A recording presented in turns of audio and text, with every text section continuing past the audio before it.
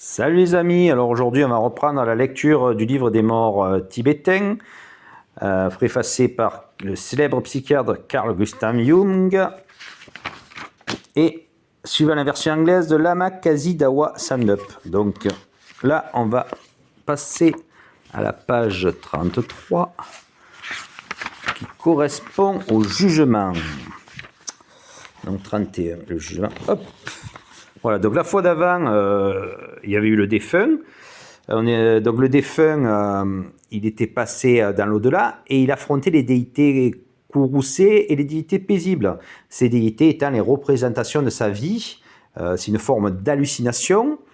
Et à travers ce karma, cette vision karmique, il devait arriver à ne pas être effrayé et traverser toutes ces visions, ces hallucinations pour accéder donc au nirvana. Là, on va dire donc le jugement. Ils disent que la scène du jugement décrit dans notre texte, celle du livre des morts égyptiens, semble si pareille dans leurs points, essentiellement qu'elle suggère une origine commune, inconnue jusqu'à présent, à laquelle nous avons déjà fait allusion. Donc là, ils font un parallèle qui est assez troublant entre le livre des morts égyptiens, donc, qui se passe en Égypte, et le livre des morts tibétains. Donc ils disent que dans la version tibétaine, Dharmaraja, roi de la mort, le Pluton bouddhiste et hindou correspond comme juge des morts à l'Osiris de la version égyptienne. Et ils disent que dans les deux récits, on trouve la pesée symbolique devant Dharmaraja, on place dans un des plateaux la balance des cailloux noirs et dans l'autre des cailloux blancs, symbole des bonnes et des mauvaises actions. Quant devant l'Osiris, on pose dans la version égyptienne, c'est le cœur et la plume qui sont pesés. Le cœur représente la conduite ou conscience du défunt et la plume la droiture ou la vérité. Et dans le livre des morts égyptiens, le défunt s'adressant à son cœur dit « Ne t'élève pas en évidence contre moi, ne sois pas mon adversaire devant le cercle divin. Que le plateau de la balance ne penche pas contre moi en présence du grand Dieu Seigneur de la Manti, et ses Thoth à la tête de singe, aussi appelé moins communément à tête d'ibis, Dieu de la sagesse qui surveille la pesée. Donc là, c'est Thoth à la tête de singe qui surveille la pesée, et dans le jugement tibétain, ce qui est troublant, c'est Sinje à la tête de singe lui aussi, et les deux scènes se passent devant un jury de déités, certaines à tête d'animaux, d'autres à tête d'homme. Dans la version égyptienne, donc une créature monstrueuse attend pour dévorer le défunt s'il est condamné. Et dans la tibétaine, des démons attendent pour conduire celui qui a fait le mal dans le monde de l'expiation.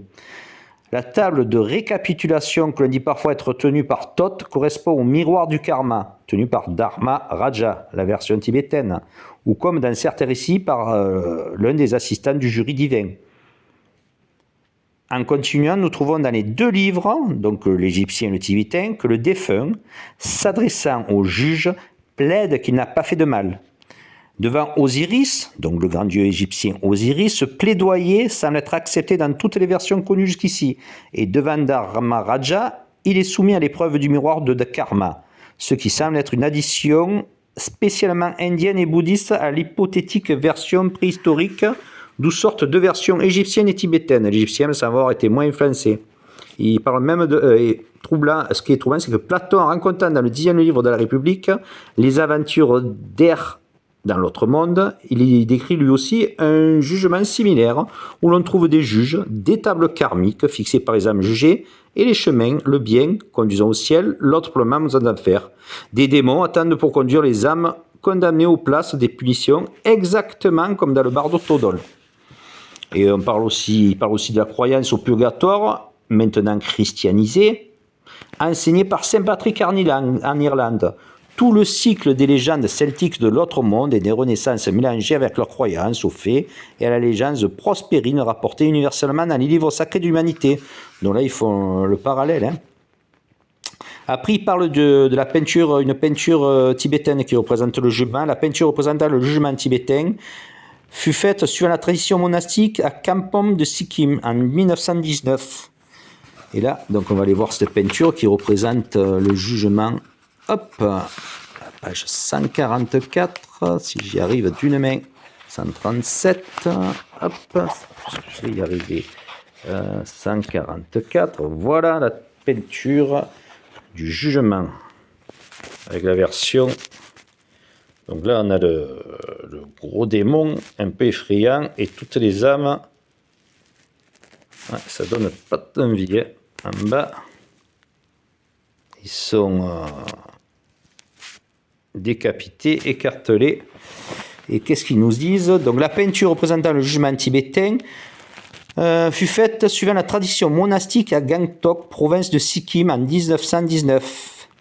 Donc c'est un artiste tibétain qui a refait une des premières et des plus anciennes fresques illustrant ce sujet tirement encore conservé en bon état au temple de Tandishking, dans la fresque de la roue de la vie. Et Waddell a décrit ainsi le jugement est toujours présidé par l'impartial Chin Gokwai. Hop, qu'est-ce qu'on a d'autre? Il est écrit le roi de jugé de la mort, et là il y a marqué une forme de Yama, le dieu hindou de la mort. Il y a Yama aussi hindou qui tient un miroir où se réfléchit l'âme nue, tandis que le serviteur Shinji pèse dans une balance les bonnes actions opposées aux mauvaises. Les premières représentées par des cailloux blancs, les autres par des cailloux noirs. Donc là, c'est la pesée, hein. La pesée des cailloux noirs et cailloux blancs par rapport au cœur. Et Waddell fait remonter l'origine de cette image à une peinture similaire de la roue de la vie, appelée d'habitude le zodiaque, qui se trouve sur l'entrée de la cave 17 à Ajanta, en Inde. Ceci établit l'antiquité de la scène du jugement dont notre texte contient une version. Qu'est-ce qu'on a d'autre? Hop.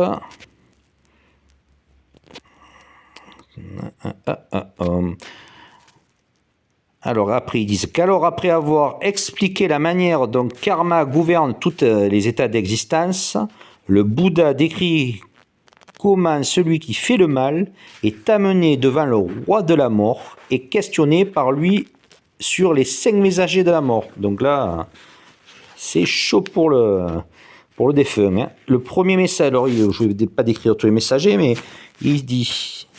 Le premier messager est symbolisé par un enfant nouveau-né reposant sur le dos. Sa signification est que pour lui, comme pour toute autre créature vivante, la vieillesse et la mort sont inévitables. Le second messager, qui vient sous forme d'une personne âgée de 80, 90 ou 100 ans, décrépite, cassée comme la poutre tordue d'un angle droit, s'appuyant sur un bâton, tremblant en marchant, pathétique, misérable, sa jeunesse s'enfuit à jamais, les dents cassées, les cheveux gris ou manquants, le front ridé, signifie que le bébé grandit, atteint la maturité et la décrépitude, simplement pour être victime de la mort. Le troisième messager est peut-être terrassé par la maladie, couché dans ses ordures, incapable de se lever ou de s'étendre sans aide. Il montre que la maladie est inévitable, comme la mort. Ensuite, il y a le quatrième messager qui apparaît. Un malfaiteur comportant de terribles punitions enseigne que la punition pour le coupable dans ce monde n'est rien comparé à celle du karma d'après la mort. Mais ça promet, hein. Et le cinquième messager pour accentuer le sens de la mort et de la corruptibilité du corps est un cadavre abîmé, gonflé et se décomposant. Pour chaque exemple, le roi Yama demande au mort s'il a vu le messager, à quoi le mort répond non. Le roi lui explique alors qui était le messager et le sens du message qu'il portait. Le défunt, se souvenant, est obligé de reconnaître qu'il n'ayant pas accompli de bonnes actions, il n'a pas agi suivant les messages reçus, mais qu'il a fait le mal, oubliant que la mort est inéluctable. Sur cet aveu, Yama juge que le défunt n'ayant pas accompli de bonnes actions doit en supporter les conséquences karmiques. Les furies des enfers se saisissent alors du mort et lui font subir 5 sortes de punitions expiatoires. Et bien qu'il souffre terriblement, ainsi que le bardo Todol l'explique clairement, il est incapable de mourir. Dans la version de l'Anguttara Nikaya, il n'y a que 3 messagers, le vieillard, le malade et le cadavre. Le Bouddha termine ainsi son discours. Si les hommes qui ont reçu les messagers célestes sont restés indifférents à ce qui est la religion, ils souffrent longtemps, étant nés dans des conditions inférieures. Si des hommes vertueux ont reçu en ce monde les messagers célestes, ils ne négligent pas les saintes doctrines, comprenant le danger de l'attachement qui est la cause de la naissance et de la mort, Ils arrivent dans cette vie à l'extinction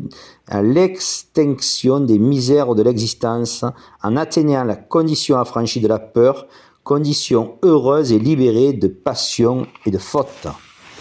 Voilà, donc là c'était parti sur le jugement. Hein. Donc la prochaine fois, je regarderai la Renaissance. Hein. On fera l'autre partie. Je trouve que c'était très intéressant. J'ai bien aimé l'analogie qu'il y avait avec le lien qu'on trouve avec le livre des morts tibétain, égyptien et la pesée. C'est tout à fait normal. De toute façon, d'une religion à l'autre, il y a des transmissions qui se font. Hein. Donc voilà les amis, on fera la suite la prochaine fois. À bientôt.